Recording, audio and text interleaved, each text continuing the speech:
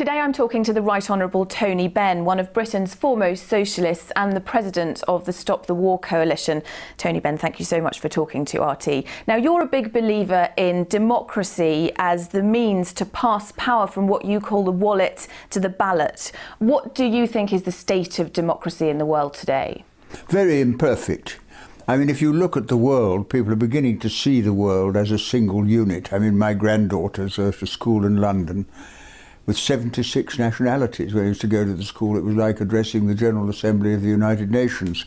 And I think that younger generations see the world now as just our local village, and they wonder who governs it, how it can be controlled, how it can be influenced, and so on. And anyone looking at the government of their village or their country or the world is bound to ask themselves, what power do we have over the people who pass the laws? And with the power of big business, which is now enormous going across the world, many big decisions are made by people we didn't elect, cannot remove, and who do not have to listen to us. So it's a very, very big issue, I think. And you're talking about organisations like the International Monetary Fund, the European Central Bank, and so on and so on.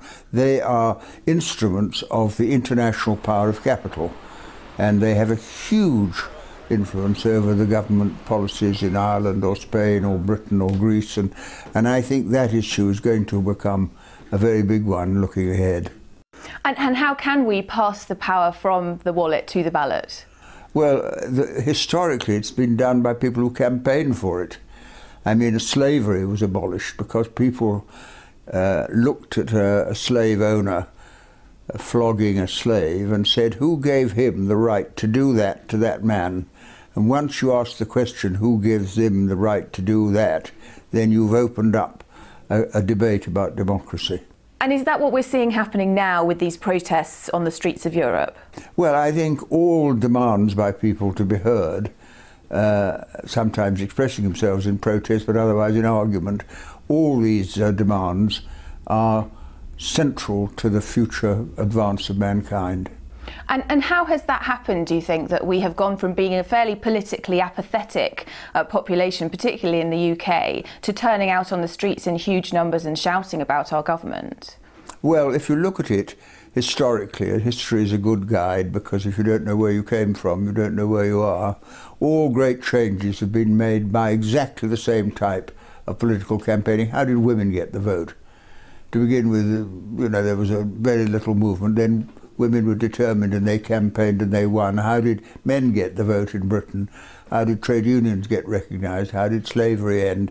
There are moments in history when people look round and say, we are being controlled by those who don't have to listen to us, we've got to change it. Do you support these people who are coming out to protest, sometimes in quite a violent and destructive way? I very strongly support it because the right to education is a basic human right. I mean, we now have accepted in Britain and most parts of the world that the right to be educated, the right to health care, the right to peace, to justice are human rights. And if you take some of them away, as they're doing with the university training, you have to pay to go, then you are taking away people's rights and influencing the future of your country.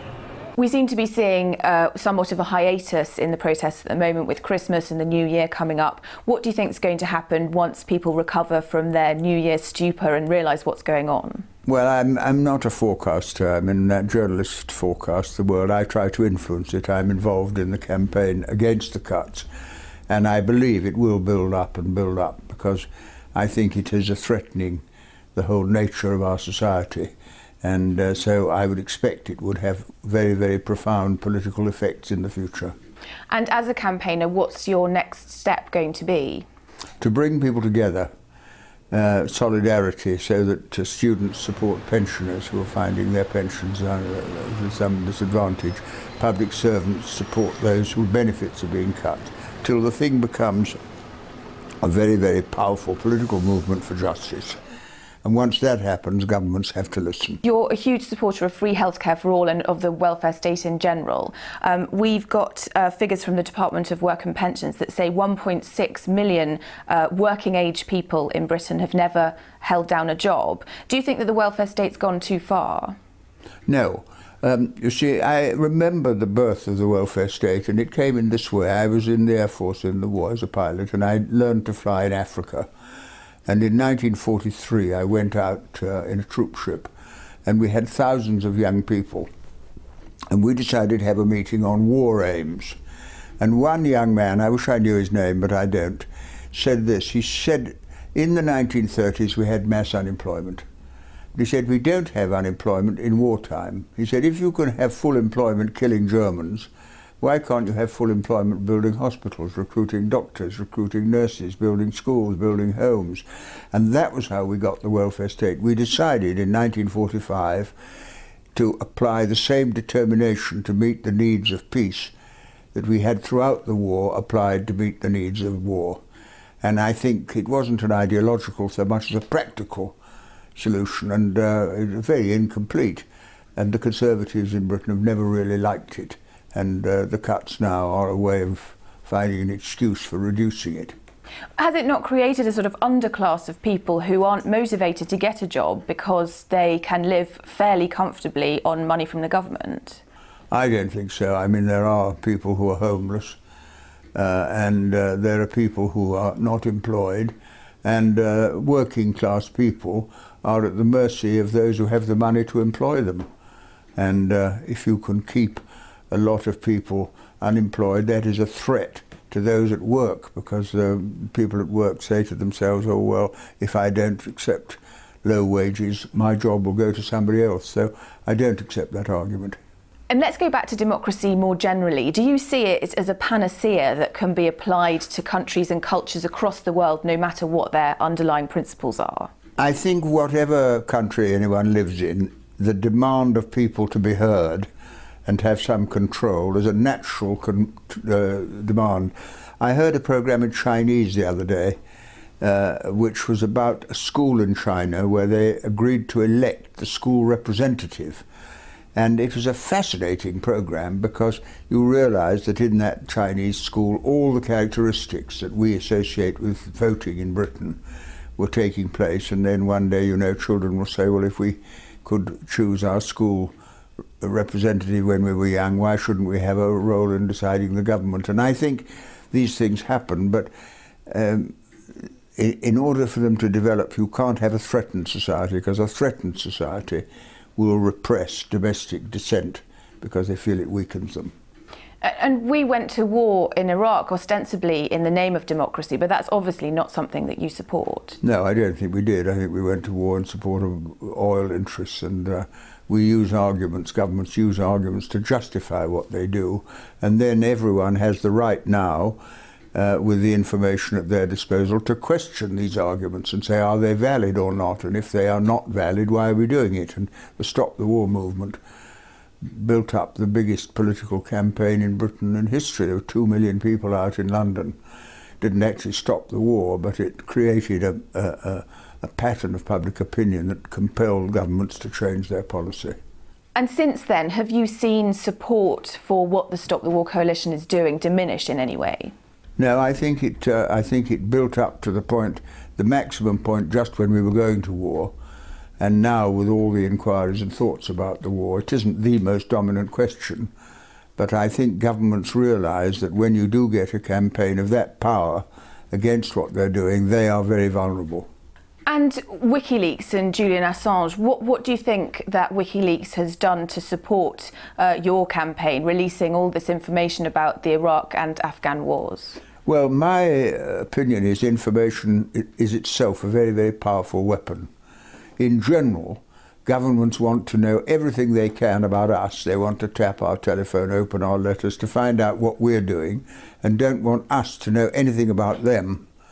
And so when all this information is circulating between ambassadors and diplomats without our knowing about it, we are weakened by it. When we know, we're able to put questions and so on. And I think the WikiLeaks is a very, very important event and a very profound one and very relevant to democracy.